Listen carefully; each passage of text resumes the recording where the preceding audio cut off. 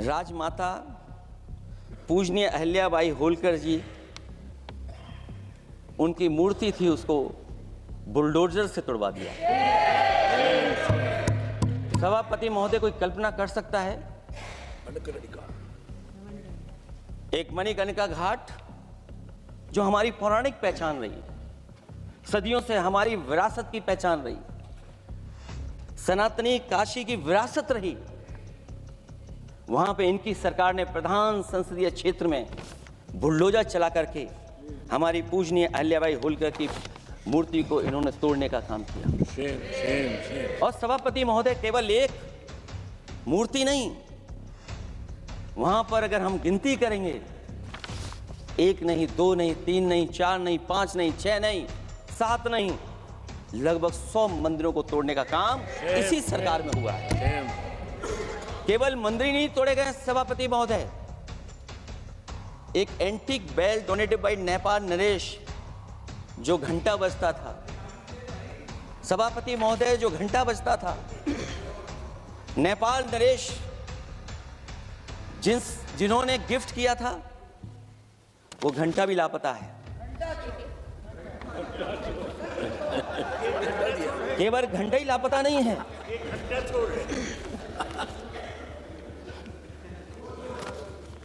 सभापति महोदय, नमामि गंगा को लेकर के हमारे कानों में अभी भी वो बातें गूंजती हैं कि मां गंगा ने मुझे बुलाया है। क्या बात है कि पिछले 11 साल से मां गंगा ने बुलाया ही नहीं किसी को। मां गंगा बह रही हैं, जो उसके पैरामीटर्स हैं, जिस पैरामीटर्स को हर दिन नापा जाता है, उसमें डिसॉल्व ऑक्सीजन, सीओडी, बीओडी और तमाम पैरामीटर्स, आज किस हालत में है मां गंगा। कोई कह रहा था कि अब गंगा बहकर के दूर तक जाएंगी, लेकिन शायद वो ये नहीं जानते होंगे कभी कभी उल्टी गंगा भी बहती है। जब उल्टी बहेगी तो यूपी के आते आते आप बाहर हो जाएंगे। सभापति महोदय, नमामि गंगा, मां गंगा में जुड़ने वाली नदियां, वरना नदी को एक संरक्षण कैसे हो, ब्यूटिफिकेशन कैसे हो, रिवर फ्रंट कैसे बने, उसकी शुरुआत की थी। लेकिन सभापति महोदय, इनकी बुलडोजर सरकार ने उसका काम रोक दिया। काली नदी किस हालत में है। यमुना के बारे में दिल्ली की सरकार जब बनानी थी तो कहा कि हम दुनिया का सबसे बेहतर रिवर फ्रंट बनाएंगे यमुना पर, इसी राजधानी में कहा गया। आज बताइए यमुना की हालत क्या है। और अगर यमुना दिल्ली में गंदी हो रही है तो ये बह करके जब यूपी जाती है तो मथुरा में भी गंदी है। और थोड़ा बहुत साफ गंगा इसलिए हो जाती है क्योंकि जब चंबल का पानी उसमें जुड़ता है, थोड़ी बहुत यमुना साफ हो जाती है। उसके बाद यमुना में भी कोई सफाई का सरकार ने इंतजाम नहीं किया। और आज भी मैं कहता हूं, देश का सबसे अच्छा रिवर फ्रंट अगर कहीं बना है तो लखनऊ में बना है, गोमती रिवर फ्रंट। जो लोग ये कहते हो कि दूसरा रिवर फ्रंट अच्छा है, मैं उनसे कहूंगा कभी लखनऊ के रिवर फ्रंट पर भी घूम करके आइए, तब आपको मालूम पड़ेगा कि रिवर फ्रंट क्या होता है। 26 जनवरी इसी वर्ष मैंने एक प्रतिष्ठित अखबार को पढ़ा और उसमें देखा मैंने कि high uranium in India's ground water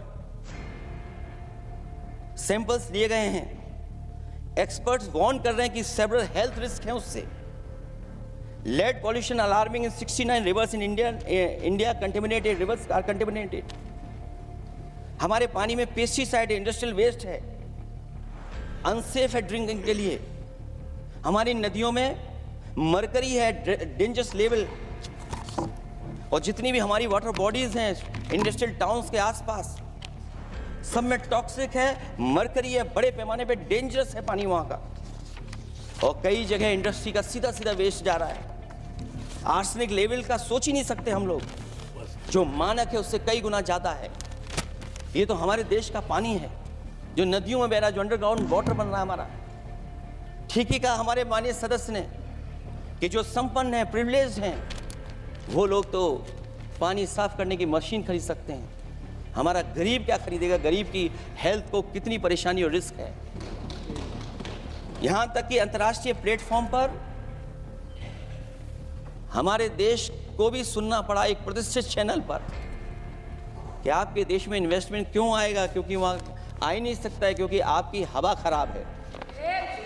सोचिए, देश का पानी खराब हो, और ये मैं नहीं कह रहा हूँ, पानी खराब सरकार को मालूम है, नहीं मालूम है, लेकिन जो प्राइवेट कंपनियां हैं जिनको अपना पानी बेचना है, तो वो बता रही हैं कि आपके भारत के पानी में क्या क्या है। और ये बात गलत है तो सरकार ऐसी कंपनियों पर प्रतिबंध क्यों नहीं लगाते हैं कि इस तरह अपनी कंपनियों का सामान बेचने के लिए झूठा प्रचार कर रहे हैं।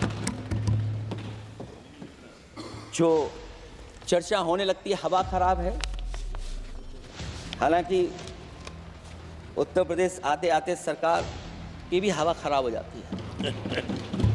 सरकार सबको डराती है, लेकिन सरकार को कोई नमस्कार न करे उसको नहीं डरा सकते। हमने तो कहा कि तुम लखनऊ से गए हो, लखनऊ का जो अदब है, लखनऊ का जो हमारी पहचान है, कम से कम अगर नमस्कार नहीं कर सकते तो आदाब तो कर ही देते वहां जाकर। जो लोग पिछड़े पीडीए उनके पक्षधर बनते हैं, आरक्षण को लेकर के कहते हैं कि हम आरक्षण देंगे, उनकी सरकारों में क्या अपॉइंटमेंट हो रहे हैं। मुझे याद है इससे पहले जब बहस हुई थी सदन में, वहां से बात निकली थी कि किस तरीके से अपॉइंटमेंट हो रहे हैं यूनिवर्सिटीज और कॉलेजेस में। मैं उसी पे कुछ कहना चाहता हूं। ये अपनी अपनी किस्मत है, कुछ कलियां खिलती हैं ऊपर और दूसरी मुरझा जाती हैं झुके झुके जीवन भर भूं पर। माना बदकिस्मत है, लेकिन क्या वे महक नहीं सकती हैं? अगर मिले अवसर अंगारे सी क्या दहक नहीं सकती हैं? जिस तरीके से आरक्षण पर खिलवाड़ हो रही है उसकी कोई कल्पना नहीं कर सकता था। विकसित भारत तभी विकसित भारत माना जाएगा जब हमारे पिछड़े दलित आदिवासी अल्पसंख्यक मुसलमान भाई को बराबर का हक मिलेगा, और जब तक हक नहीं मिल रहा उनको, तब तक शायद विकसित भारत का देखने का सपना आधा अधूरा है। अभी अभी सुप्रीम कोर्ट ने कहा है माइग्रेशन को लेकर के, सुप्रीम कोर्ट ने 16 जनवरी को एक फैसला पलट दिया। हाई कोर्ट के फैसले को पलटते हुए फैसला सुनाया कि यदि आरक्षित वर्ग का कोई उम्मीदवार बिना किसी छूट का लाभ लिए अगर अनारक्षित वर्ग से ज्यादा नंबर प्राप्त करे तो उसे अनारक्षित वर्ग में सेलेक्ट किया जाएगा। क्या सुप्रीम कोर्ट भी कह रहा है? हमारे सरकार की भी नियत है कि सबको आरक्षण मिलना चाहिए जिनका हक हो। हमारे प्रधानमंत्री जी भी कहते हैं हम पिछड़े हैं। हमारे दूसरे नंबर के नेता, क्योंकि उन्हें सनातनी बनना था, अपना धर्म बदल के दूसरा धर्म लिख लिया उन्होंने। तो कम से कम पिछड़ों का तो ख्याल करिए आप। जब पिछड़ों का ख्याल करोगे तभी आपका देश विकसित बनेगा, भारत विकसित बनेगा। अगर आप पिछड़ों को छोड़ देंगे, दलितों को छोड़ देंगे, आदिवासियों को छोड़ देंगे, अल्पसंख्यक भाइयों को छोड़ देंगे, तो आप कैसे विकसित भारत बनाएंगे? एक आर्थिक बराबरी है, दूसरी सामाजिक बराबरी है, और मुझे लगता है बजट से न आर्थिक गैर बराबरी दूर हो रही है, न सामाजिक गैर बराबरी दूर हो रही है। और इनकी सरकार में कितना भेदभाव है। सभापति महोदय, केवल चुनाव जीतने के लिए सोचिए, एक 72 साल के बुजुर्ग पर मोईद खान साहब, आप जानते होंगे आपके क्षेत्र में मदरसा टाउन एरिया, सभापति महोदय, बीजेपी का लक्ष्य केवल है चुनाव जीतना। इन आंकड़ों से क्या मतलब? और आंकड़ों के अगर ये ठीक आंकड़े होते सभापति महोदय, तो इन्होंने कहा था कि बुलेट ट्रेन हम 1 लाख करोड़ की बनाएंगे। आज बुलेट ट्रेन 2 लाख करोड़ की कैसे हो गई? सभापति महोदय कहा कि हम 1 लाख करोड़ में बनाएंगे बुलेट ट्रेन, और बुलेट ट्रेन केवल संपन्न स्टेटों में क्यों? हमारे बंगाल, बिहार और यूपी में क्यों नहीं? और अगर आप हाई स्पीड बुलेट ट्रेन लाना चाहते हैं तो 1 लाख करोड़ का बजट दिया था, 2 लाख करोड़ बजट हो गया। यूपी में जब बनेगा तो पता नहीं कब बनेगा, कौन जानता है कब बनेगा। चुनाव जीतने के लिए इनकी सरकार के लोगों ने झूठा फंसाया, ये सब जुमला है, जुमला। झूठा फंसाया, और इसलिए फंसाया कि वो मुस्लिम है, इसलिए फंसाया। 72 वर्ष के बुजुर्ग को 19 महीने जेल में रखा गया, समाजवादी पार्टी को बदनाम किया गया, और केवल इसलिए कि चुनाव जीत जाएं आप, अयोध्या का चुनाव जीत जाएं, क्योंकि अयोध्या का चुनाव हारे थे आप लोग। मैं अयोध्या की महान जनता का धन्यवाद देता हूं कि उन्होंने कम्युनल पॉलिटिक्स का समापन किया है। वो विकास के रास्ते पे जाना चाहते हो। मैंने पहले भी कहा, फिर कहता हूं, आपका विकास अयोध्या का तो मैं जानता हूं कैसा है, क्योंकि लोगों ने काशी को क्यूटिव बनते नहीं देख पाए। अगर हम सब सदस्य हैं और हमारे प्रधान संसद के संसदीय क्षेत्र को अगर हम क्यूटिव न बना पाए, आप विरासत मिटा रहे हैं। वहां पर कई सौ पुरानी दाल मंडी, जिसमें केवल वोट नहीं मिलता, इसलिए दाल मंडी को आप डिमोलिश कर देंगे आप। अल्पसंख्यक बनारस और इसको अयोध्या को जीतने के लिए 72 वर्ष के एक व्यक्ति को झूठा केस लगाया, झूठा फंसाया, जेल भेज दिया। और न केवल उसको जेल भेजा, बल्कि उसकी दुकानें और उसकी बेकरी पर भी बुलडोजर चला दिया आपने। क्या डेमोक्रेसी में हमारे बुलडोजर का कोई स्थान है क्या?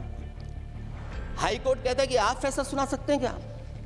कोर्ट कहता है कि आप कौन हो गए फैसला सुनाने वाले लोग?